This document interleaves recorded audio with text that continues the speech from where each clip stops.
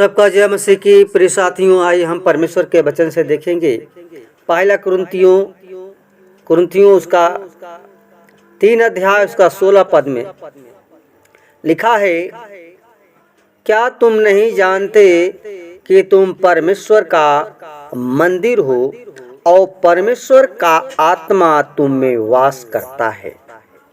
प्रिय पौलुस जो है कुरिन्थियों की कलीसिया को बताता है और वचन के द्वारा बताता है कि तुम परमेश्वर के मंदिर हो, परमेश्वर के भवन हो। प्रियो, अगर हम देखते हैं पहला पत्रस 2 अध्याय और उसका 5वां पद में लिखा है कि तुम भी आप जीवित पत्थरों के समान आत्मिक घर बनते जाते हो, जिससे याजकों का पवित्र समाज बनकर ऐसे आत्मिक बलिदान चढ़ाओ जो यीशु मसीह के द्वारा परमेश्वर को कहा है।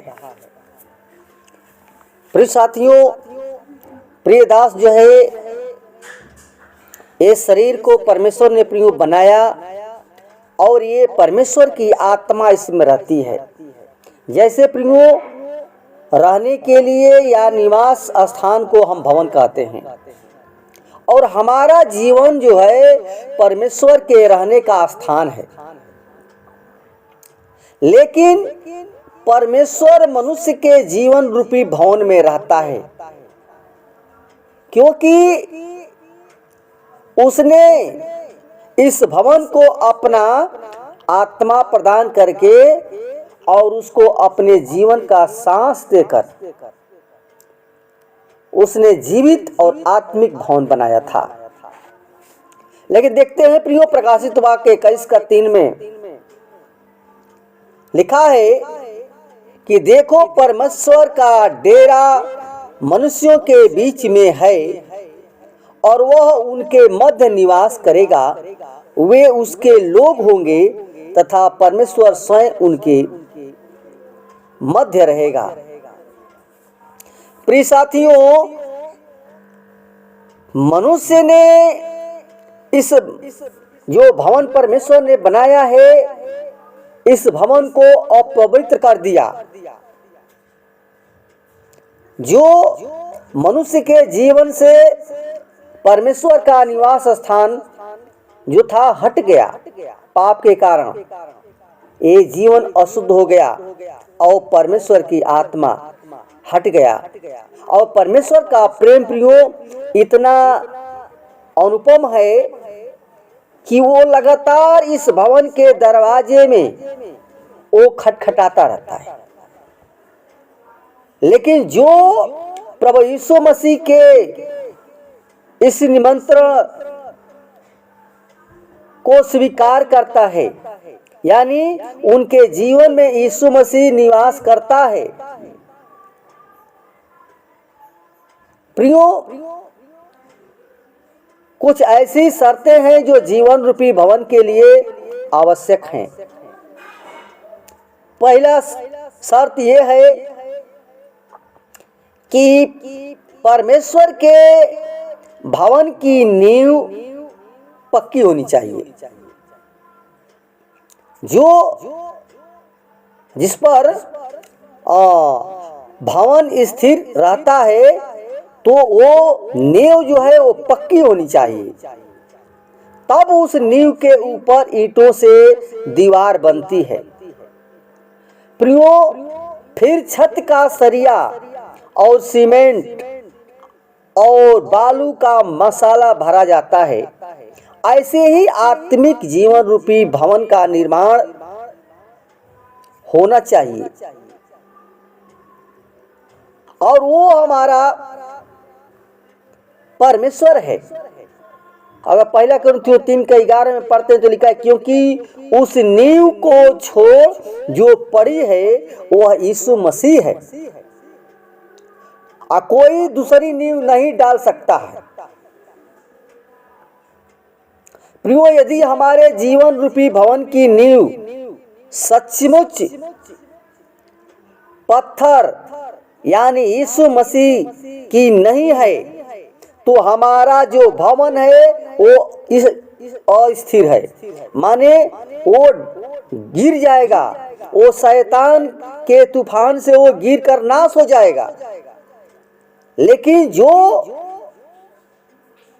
भवन में बालू सीमेंट रूपी पवित्र आत्मा का मसाला होना चाहिए प्रियो, और उसमें वो स्थिर रहता है।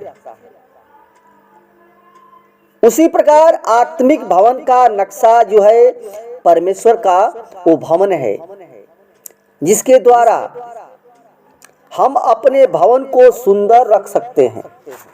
और इस आत्मिक भवन को प्रियो केवल यीशु के पवित्र लहू से ही शुद्ध किया जा सकता है, क्योंकि हमें यह देखना है कि हमारा जीवन कौन सा भवन है, आत्मिक या सांसारिक। इफिसियों 5:2-22 में बाइबल बताती है कि जिससे तुम भी आत्मिक के द्वारा परमेश्वर का निवास स्थान होने के लिए एक साथ बनाए जाते हो। प्रियो, परमेश्वर का वचन हमें समझना चाहिए। और भजन संहिता 127 के में कहता है कि यदि घर को यहोवा ही न बनाए तो बनाने वाले का परिश्रम व्यर्थ होता है, व्यर्थ है। इसलिए प्रियो, हम प्रभु यीशु मसीह के अपने जीवन को सौंप देना चाहिए और अपने जो अकेला एहसास करते हैं, महसूस करते हैं, वह जीवन प्रभु यीशु मसीह की महिमा से भर जाना चाहिए। और इस भवन में परमेश्वर की आराधना स्तुति होनी चाहिए, क्योंकि वो परमेश्वर है जो हमारे दिल में, आपके दिल में परमेश्वर रहता है।